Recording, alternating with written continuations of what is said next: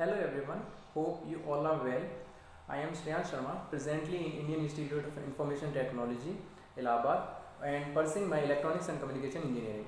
I get selected in JEE Mains and JEE Advanced this year. I got 99 percentile and JEE Mains category wise all India rank, that is about 1820, as well as JEE Advanced category wise all India rank, that is about 3223. मैंने मुरली sir के under में class 12 में organic chemistry, complete organic chemistry study की थी और target में भी कुछ लेक्चर्स अटेंड किए थे। तो आगे कंटिन्यू करने से पहले मैं आप सबको कुछ दिखाना चाहता हूँ। ये जो एक सिंपल सा 100 रुपीज़ का नोट है, बट ये मेरे लिए उतना सिंपल नहीं है, क्योंकि ये मुझे क्लास 12 में मुरली सर ने दिया था जब मैंने पूरे बैच के आगे करीब 80% ऑर्गेनिक केमिस्ट्री ओरली सुनाई थी, या फिर एक तरह से रिविज़न करवाया था सबका। बट ये मेरे लिए उस समय एट दैट पॉइंट बहुत बड़ा मोटिवेशन था, क्योंकि जब आपको आपके फेवरेट टीचर के थ्रू एक मोटिवेशन और एक इनिशलाइजेशन देते हैं तो आपका जो कॉन्फिडेंस होता है वो एक अलग लेवल पे होता है। और फिर शायद मुझे इससे आगे एक्सप्लेन करने की ये ज़रूरत नहीं है ना, बताने की कि वो कितने हार्ड वर्किंग, कितने सिंसियर और कितने मोटिवेशनल टीचर हैं, और ख़ास करके उनकी बच्चों के साथ बॉन्डिंग कैसी है। सो आगे कंटिन्यू करते हैं। तो हम बेसिकली क्या करते हैं, अपन सबसे पहले हम या तो 10th के बाद कोचिंग करने जाते हैं या फिर अपन 12th के बाद टारगेट करने जाते हैं। लेकिन मेरे केस में ऐसा नहीं था। मैं एक्चुअली नवोदय विद्यालय से था, जो कि एक हॉस्टल था, तो मैंने सोचा कि आराम से करते हैं। तो मैं 10th के बाद कोचिंग करने नहीं गया था, मैंने सोचा था कि 12th के बाद आराम से करेंगे कोचिंग। बट जब मैं 11th में वहाँ पर रहा और फिर मैंने जब जेई का लेवल देखा तो उसमें बहुत डिफरेंस था। और फिर मेरे पे जब मुझे पता चला कि मैं यहाँ से स्कूलिंग से कवर नहीं कर पाऊँगा, तो एट दैट टाइम मैं कोचिंग करने का डिसाइड कर लिया। और फिर 11th के बाद मैं 12th के लिए वहाँ पर कोचिंग करने पहुँचा।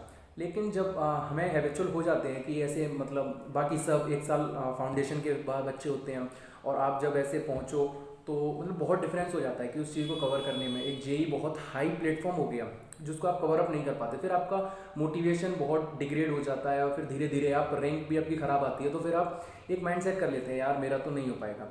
बट मेरे केस में ऐसा नहीं था। मैं जिन टीचर्स के अंडर में था, जैसे मुरली सर के साथ भी था, तो वो एक्चुअली एक मोटिवेशन बिल्डअप करने में लगे रहते थे।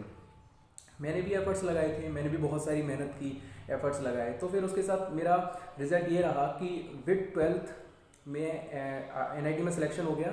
बाय द वे आईआईटी में मेरा सिलेक्शन 1 नंबर से रह गया था, बट मुझे एनआईटी श्रीनगर अलॉट हुआ था, और वो 1 साल की फाउंडेशन की वजह से बहुत अच्छी बात मैं मानता हूँ कि मैंने 1 साल में इतना कवर अप किया।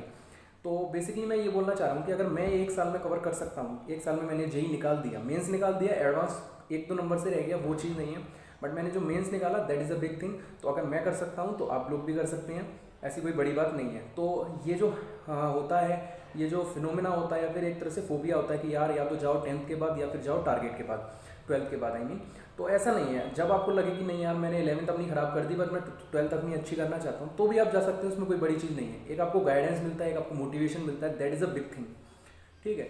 तो और सबसे बड़ी चीज़ जो मुझे मुरली सर की जो अच्छी लगी थी वो ये था कि वो बहुत ही हेल्पफुल थे, मोटिवेटिंग थे। मतलब हमें ज़रूरी नहीं है कि हम केवल पढ़ाई, या फिर हमारा जब माइंड ख़राब है या फिर हमें मूड ऑफ है तभी हम जा रहे हैं उनके पास। हम जब अच्छे होते थे, कुछ सजेशन लेना होता था पढ़ाई के अलावा से लाइफ में, तब भी वो हेल्प देते थे। तो ये बहुत अच्छी चीज़ थी जो मुझे उनकी लगी। इससे भी काफ़ी इंटरेस्टिंग, काफ़ी मुझे सीखने को मिला था। अब बात करते हैं अपन टारगेट की। और जैसे मेरे साथ केस हुआ कि मेरा जो केस था कि मुझे एनआईटी श्रीनगर अलॉट हुआ, मेरे को सिविल ब्रांच अलॉट हुई थी लास्ट ईयर, बट मेरा मन नहीं था उसको लेने का। बट फैमिली प्रेशर होता ही है कि एनआईटी मिल रही है, ले लेते हैं, बट ऐसा नहीं करना होता है। अपन ने जो गोल सेट किया है, मेरे साथ क्या हुआ था, मुझे जब एनआईटी अलॉट हो गया था तो मैं उसकी रिपोर्टिंग करने पहुंच रहा था उस एनआईटी में। तो एट दैट डे मेरा सुबह मूड बहुत ख़राब हो गया, यार मैंने नहीं लेनी है ये। तो मैं क्या किया, मैंने फ़ोन किया। अब जैसे आप किसी टीचर के साथ अटैच होते हो तो उसके साथ बॉन्डिंग आपकी ऐसी हो जाती है, एक तरह से फ्रेंड जैसी, ठीक है। तो मैंने मुरली सर को फ़ोन किया, मैंने सर ऐसी ऐसी बात है, मुझे नहीं लेना है। तो उन्होंने भी समझाया ठीक है नहीं लेना, एक बार और ट्राई करते हैं, जबकि मेरे पास एक चांस था, और मैंने 11th भी फाउंडेशन नहीं थी, बस 1 साल में जो था वो था।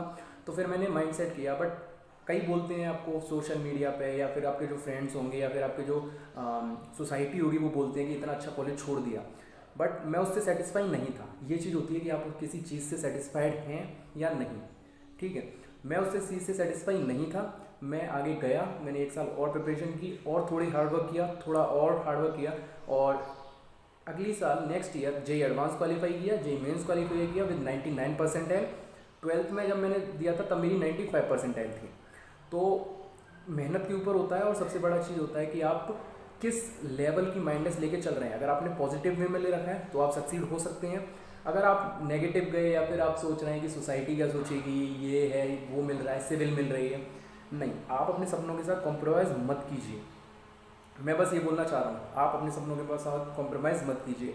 आप ये देखिए कि मैं कोचिंग करने गया था, या मैंने जब जेई की स्टार्टिंग की, या फिर किसी भी चीज़ की मैंने स्टार्टिंग की, तो मेरा मोटिवेशन क्या था, मैं क्या सोच के गया था कि मेरे को क्या करना है, और अब मैं उस वे से अलग जा रहा हूँ।